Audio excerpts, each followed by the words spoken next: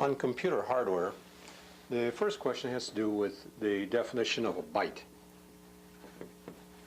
Which of the following is the best definition of a byte? 8 bits, typically used to encode a single character of text, or the smallest number of bits that can be used in arithmetic operations, or is it a basic unit of information accessed by a computer, or is it a binary digit that represents one of two equally accessible values or states?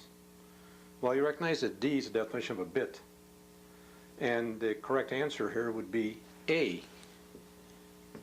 It would be 8 bits typically used to encode a single character of text. So 8 bits is usually considered to be equal to 1 byte.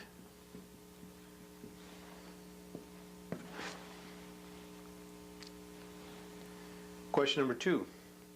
Which of the following best defines a word? What is a word? Is it the equivalent of 4 bytes? That's one of the choices. Or is it the largest number of bytes that can be used in arithmetic operations? No. Would it be the 8 contiguous bits in computer memory? No. Is it the smallest number of bytes that can be used in arithmetic operations? And the answer is yes.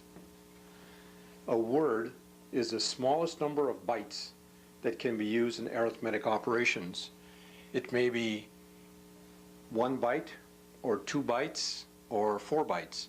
But nevertheless, it's the smallest number of bytes that can be used in arithmetic operations.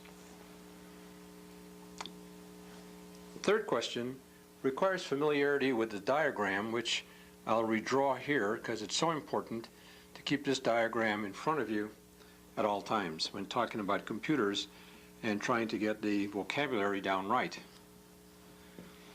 We have 4 boxes. This is the input. This would be the output. And in between we have the hard-working microprocessor, or CPU, the central processing unit. Attached to that is the memory. Now, information will travel along various paths here. We'll call this path number 1, call this one path number 2, and there are actually 2 paths here. We can go back and forth. We'll show 3 going down to memory and 4 from memory going to the CPU. Between the input and the CPU, the input can talk to the CPU and the CPU can respond to the input. The CPU can talk to the output can respond. This could be, say, a printer. This could be a keyboard or some other device that's putting data into the CPU, and there is a connection where they can talk to each other in both directions. Now, looking at these various data paths, we had the data between these two, going this way and going this way. Which data transfer paths is or are used the most often in typical computer operations? Well, we don't use the input to CPU and output to CPU as much as we use the traffic going between memory and the CPU. So the answer would be that paths 3 and 4 are by far the most popular and most used paths during computer operation.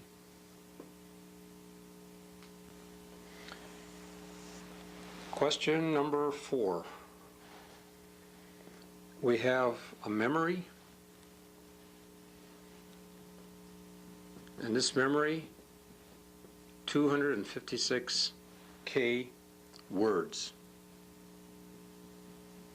Now we have lines going into this memory, and the question is, how many of these parallel data lines would we need? Not the word parallel data lines would we need if we want to pass data to the CPU, which is over here, for processing. So you got to have a certain number of lines in between these 2 devices. Well, if these are 16-bit words, then the first bit will be on this line, the second bit here, the third here, the fourth here, the fifth, sixth, seventh, all the way down to 16. So we need 16 lines in parallel to carry a 16-bit word to pass data between the CPU and the memory.